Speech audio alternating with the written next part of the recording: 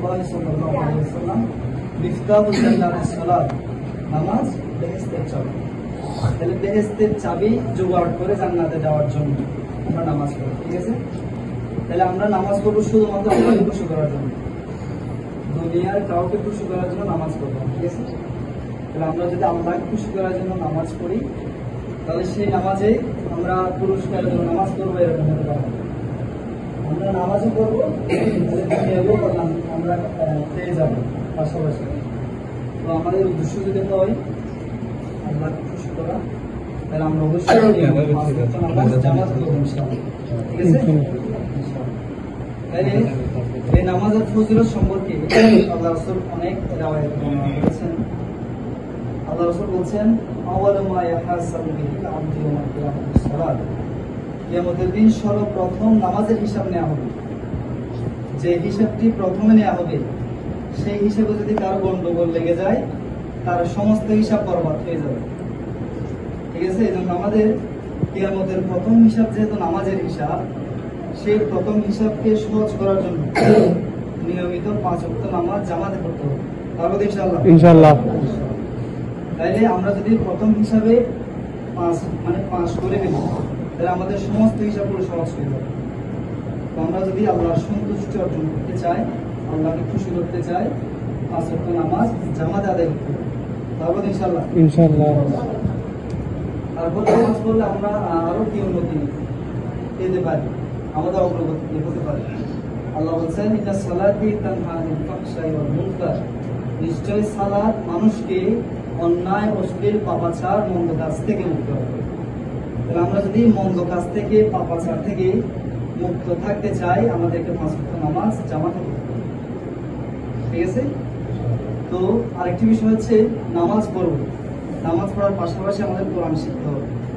কারণ কোরআন যদি না জানি, কোরআন যদি ভুল হয়, তাহলে নামাজ পড়া। সূরা ফাতিহা আমরা পড়ি না? সূরা ফাতিহা দৈনিক আমরা প্রায় 50 বার কাছাকাছি পড়ি। সূরা ফাতিহার অর্থটা যদি আমরা না জানি, তাহলে আমরা নামাজে কি বললাম, তাহলে সেটাও বলে যাবো না। তাহলে আমাদের অর্থ জানতে হবে, কোরআন শুদ্ধভাবে তেলাওয়াত করতেও জানতে হবে, ঠিক আছে?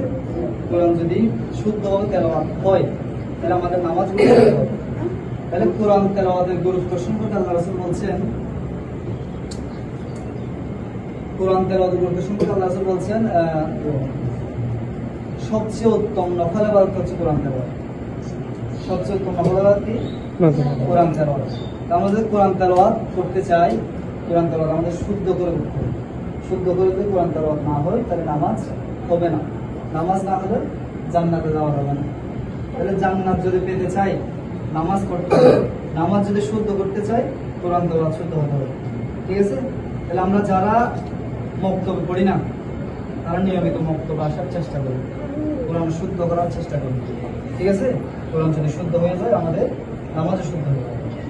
আল্লাহ রাসূল কোরআন তেলাওয়াতের গুরুত্ব সম্পর্কে বলছেন, খায়রুকুম মান তাআল্লামাল কুরআন ওয়া আল্লামা, তোমাদের মধ্যে সর্বোত্তম ওই ব্যক্তি যে কোরআন মধ্যে শিক্ষা করে এবং অপরজনকে শিক্ষা দেয়। তাহলে আমরা যদি আল্লাহর কাছে সর্বোত্তম লোক হিসাবে পরিগণিত হতে চাই, সর্বোত্তম লোক হিসাবে প্রতিষ্ঠিত হতে চাই, আমাদেরকে কোরআন তেলাওয়াত শিখতে হবে, ঠিক আছে? আর যারা কোরআন তেলাওয়াত শেখায়, তারাও সেরা লোক, আল্লাহ রাসূলের ভাষা মতো এই কথাই প্রমাণ, ঠিক আছে? তাহলে আমরা যদি কোরআন তেলাওয়াত শুদ্ধ করি, তাহলে আমাদের নামাজগুলো শুদ্ধ হবে। নামাজের গুরুত্বের আরেকটি বিষয় হচ্ছে সিজদা করা। আমরা আল্লাহকে নামাজে সিজদা করি না? তাহলে সিজদার গুরুত্ব কেমন? সিজদার গুরুত্ব আল্লাহ রাসূল বলছেন, আকরাবু মা ইয়াকুলু মির রাব্বিহি ওয়া হুয়া সাজিদ, বান্দা যখন সিজদায় অবনত হয়ে যায়, তখন আল্লাহর সবচেয়ে কাছে চলে যায়। তাহলে আমরা যদি আল্লাহর কাছে যেতে চাই, আমাদেরকে সিজদা করতে হবে। তাহলে সিজদা কিসের করা হয়? নামাজের মাধ্যমে করা হয়। নামাজ পড়তে হবে, সিজদা করতে গেলে নামাজ পড়লে আমরা সিজদা করতে পারবো, ঠিক আছে? আল্লাহ কোরআনে বলছেন সূরা আলাকের মধ্যে, ওয়াসজুদ ওয়াকতারিব, সিজদা করো এবং আমার নৈকট্যভাজন বান্দা হয়ে যাও। আমরা যদি আল্লাহর নৈকট্যভাজন বান্দা হতে চাই, আমাদেরকে সিজদা করতে হবে। সেই সিজদা করতে আসে নামাজ পড়লে তো সিজদা করা যাবে, ঠিক আছে? আর নামাজ কোরআন তেলাওয়াত সহি হলে নামাজ সহি হবে। তাহলে একটা আরেকটির উপর পরিপূরক, এই বিষয়গুলো আমাদেরকে খেয়াল করতে হবে। আরেকটি বিষয় হচ্ছে, আমরা মাসাইল যেমন নজর ফরজ, গোসলের ফরজ, তারপর হচ্ছে আমাদের দৈনিক যে বিষয়গুলো আমাদের শেখা উচিত, সেই বিষয়গুলো যদি আমরা প্রতিনিয়ত শিখি মাসালা মাসাইলগুলো, তাহলে আমাদের প্রতিটি ক্ষেত্রে জীবন চলার পথে আমাদের কাজগুলো সহজ হবে। তো আমাদের মাঝে উপস্থিত আছেন বারোলি আনাদার মানব কল্যাণ সংগঠনের প্রধান উপদেষ্টা প্রিয় ভাই মোহাম্মদ সালাউদ্দিন ভাই।